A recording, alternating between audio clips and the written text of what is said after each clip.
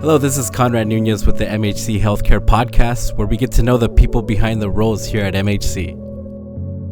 My next guest has a bachelor's in social work. He is the founding pastor of Awoke Ministries, a nonprofit organization, and is the associate pastor for the To Go Christian Church, a mobile church that tours around the Tucson area. Please help me welcome recovery coach for our Wilmot family practice, Jeremy Carroll. Hi. How are you? Glad to be here. Thanks for making time. Yeah, I mean, definitely. especially with the times we are right now and Christmas and the holidays and people being sick. I'm a little nasally, but I'm That's tested all right. negative. We're okay. So thanks for making time.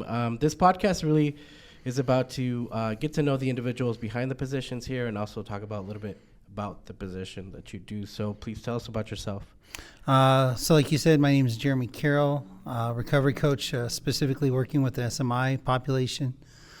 And I got into social work about 8 years ago, a little over 8 years ago. And I got into social work like a lot of us do for the money. No, I'm just playing. No, completely the opposite. Actually. Yeah. No, I got into social work because of my lifestyle and what I went through. And I know that if I would have had a little bit more guidance and help, it would have made a difference in my life. And so a little bit about myself is, I grew up definitely in poverty and I grew up in a trailer park, had mom and dad growing up, a brother. On the surface, it looked really like it was a functioning family, but there's a lot of emotional and verbal abuse in the home. When I was a kid, the bullying wasn't really like a lot of bullying campaigns and all those things. It was a suck it up buttercup. And, I was a scrawny white kid, so trying to defend myself and things didn't work out well. And so at the age of 14 is when I found myself a group of kids to help kind of protect me. And they just happened to be into drugs. And so for me, the age of 14 is when I started kind of smoking and kind of getting into trouble. 15 is when I found out that my dad was into that lifestyle too, and so we started partying together. By the age of 16, I was selling drugs to my dad. Had my first kid at 16. Dropped out of high school, became a drug dealer. 20s when I was getting ready to have a second kid by a different woman. And this was my lifestyle from the age of 14 to 20. And there was people that were helpful throughout my time, but they didn't make the impact because I wasn't ready for that help, and because the key people in my life were not healthy. And so age 20 is when I was going to have a second kid. This is where my story could have been really tragic. My thought at the time was just to end my life because not having a dad would be better than the dad I was and how I was turning out in my life. And for me, that's when I had a spiritual experience. And Can you say that again about the dad part? Yeah. So I had seen the way my dad raised me. And then I had seen how I had been for my first kid.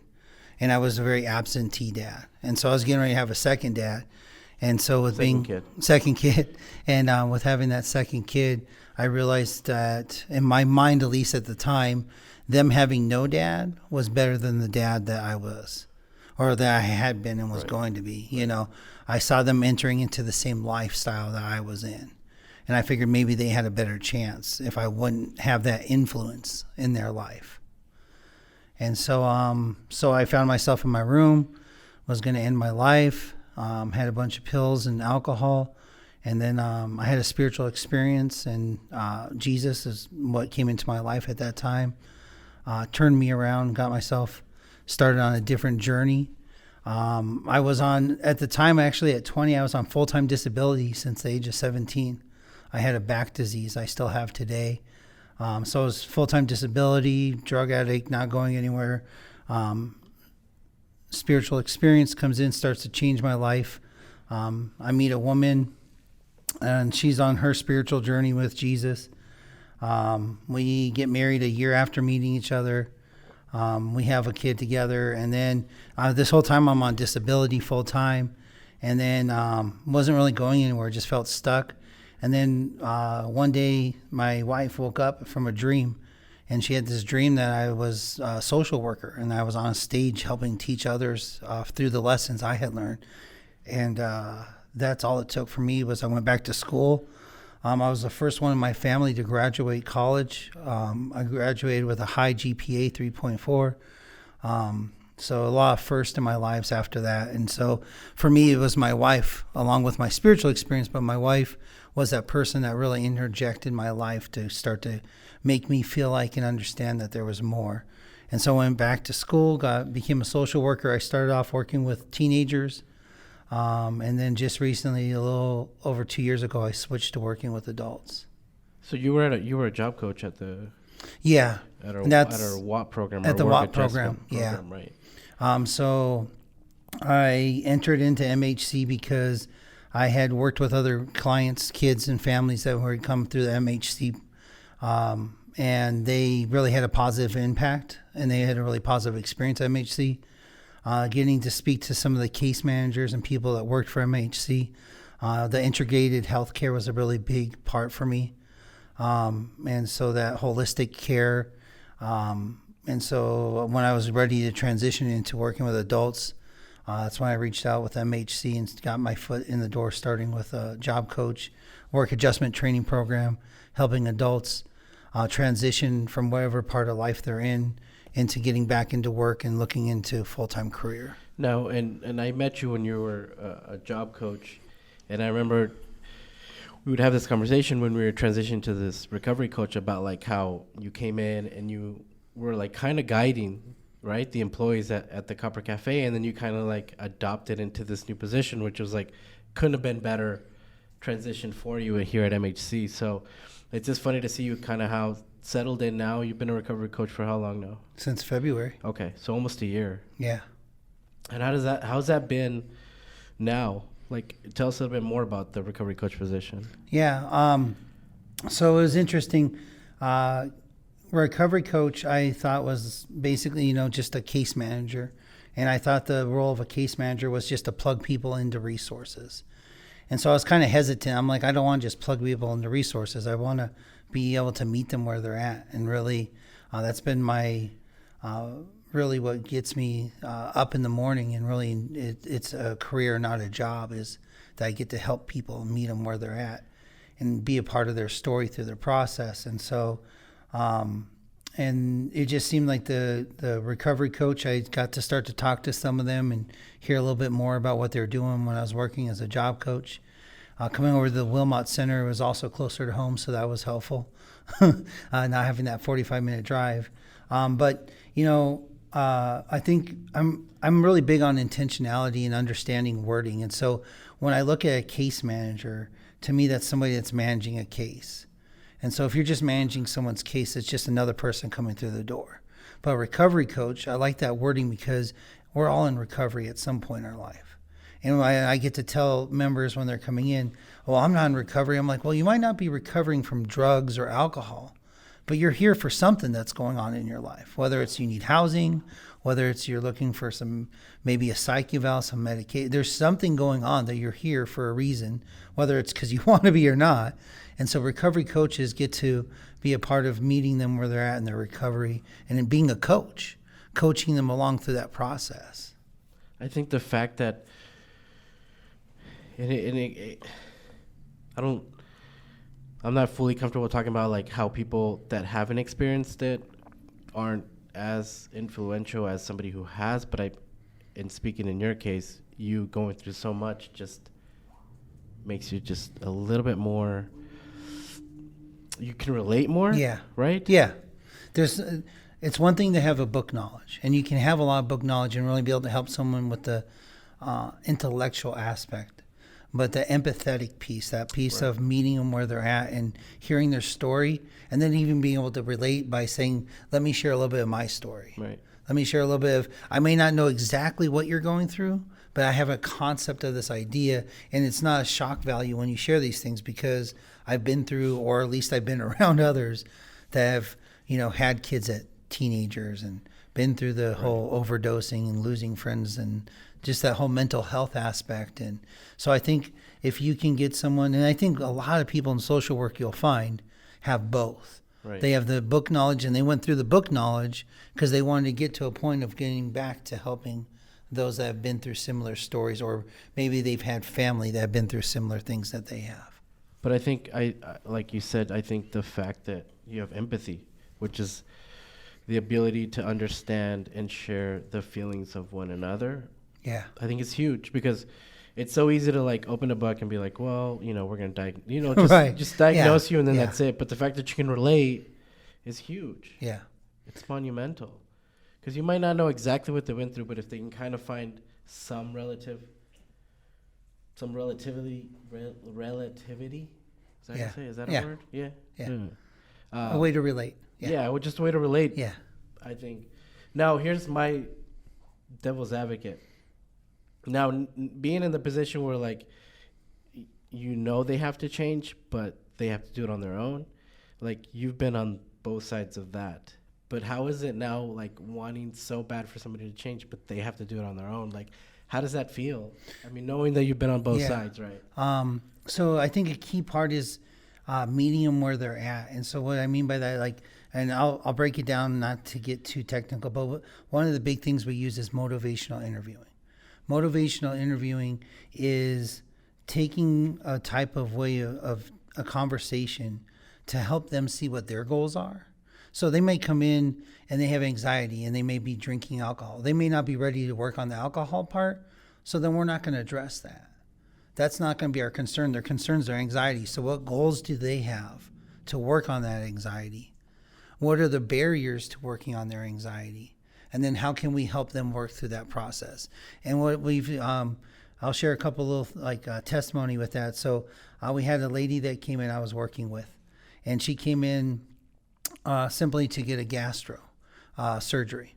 And so she had to get a psych eval. Well, she had to wait for that psych eval, so she had a couple months, and they have to meet with us at least once a month.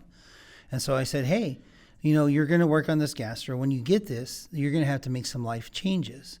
Because if you don't make those life changes, then you're going to just go back to eating the same patterns of unhealthiness and those things. And you ate the way you ate for a reason, So what if we just start with some mindful ways of eating, being more observant of how we're eating and what we're, putting in. And she's like, yeah, that'd be fine. So after working a couple weeks and a month into of this, she realized that she had anxiety. So she had these other things going on behind of why she was, but she didn't understand that or wasn't ready to address that. But through this process, then we started doing counseling. That counseling got to a point of her realizing that she was actually on the verge of like losing a lot of mental stability in her life, that she was holding on by a thread. And so then through that process was able to get her to get some medications to help and then some therapy. And so she came in for the simple thing that she just needed a psych eval. Right. Because we met her where she was at. Then we were able to help her make her own goals and then start to work through that process of steps to meet those goals. And as those goals got met, then working on the next things. So again, that recovery aspect of getting to where they are into the integrated health is all aspects of them are moving forward. And the goal is for us to no longer need a job. It's, you brought up a really good point, because as a society, we're like, you have this, you have depression, you have anxiety. Okay, but why? Yeah. And then you start digging in all these levels, and I think it's great that you're dissecting and you're trying to figure out, like, what's the cause of this? Like, why do you have anxiety? Well, because I have a fear that I can't control a certain situation. Okay, well, let's talk about that. So I think it's important for you to acknowledge not just the symptom, but why. Yeah. I guess would be the way to say it. So that's huge. That helps, I would imagine, right? It helps the patient kind of be like, okay, so that's. And one of the things I really like about the recovery coach is for a lot of them we're their lifeline.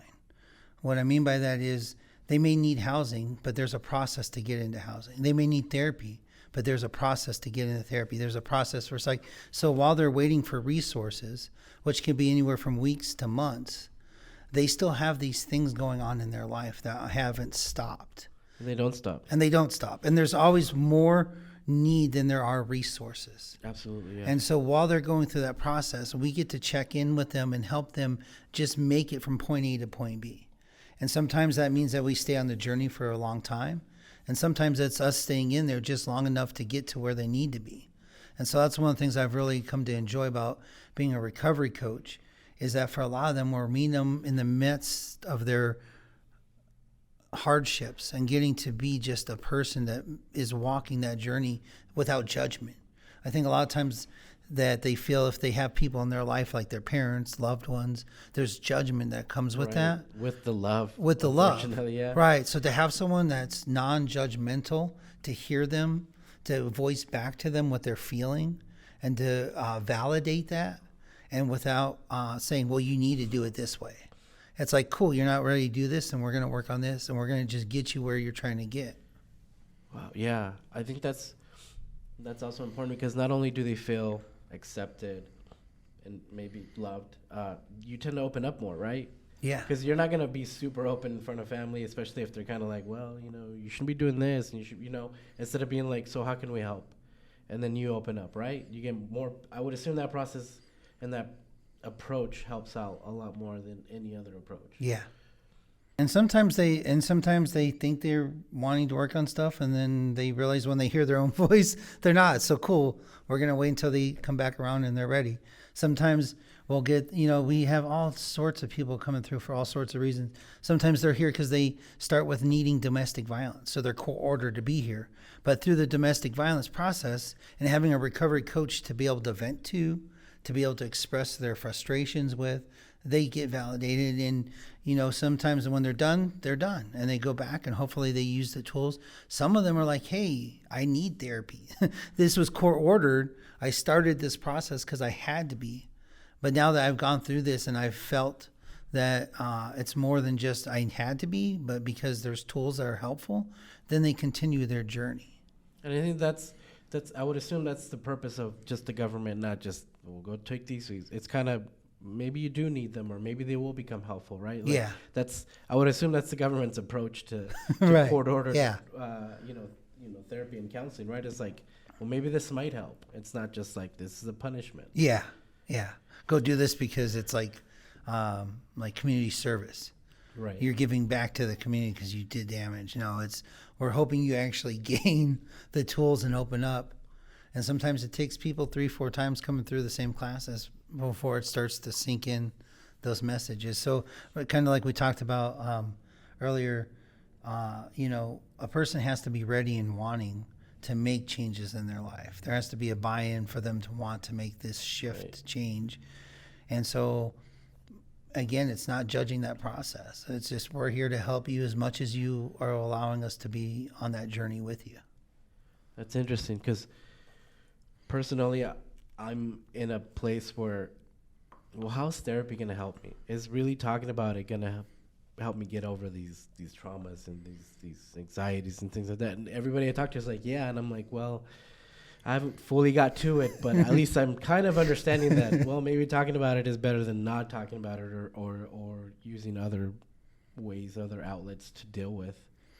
So and kind of tied into that, one of my personal, so recovery coach has lots of different aspects, but one of my favorite things is the counseling with coping skills. And so, sometimes I will get some people that I'm working with, and they've been on meds for years. But when I check in with their anxiety and their depression, it's still like super high, but they're managing. And it's like, well, if you could get those lowered, would you want them? Like, it's nice that you're managing and you're getting through things, but what if we could get that lessened so it's not as uncomfortable all the time? And so one of the things I love as a recovery coach is just getting to teach people some of the basics of how to deal with anxiety, how to identify where it comes in, not where it came from, but just where those triggers set in, and be able to identify like situations and how to work through those, and some basic mindful techniques that use that cognitive behavior therapy and that dialectic behavior therapy of just being grounded in the moment.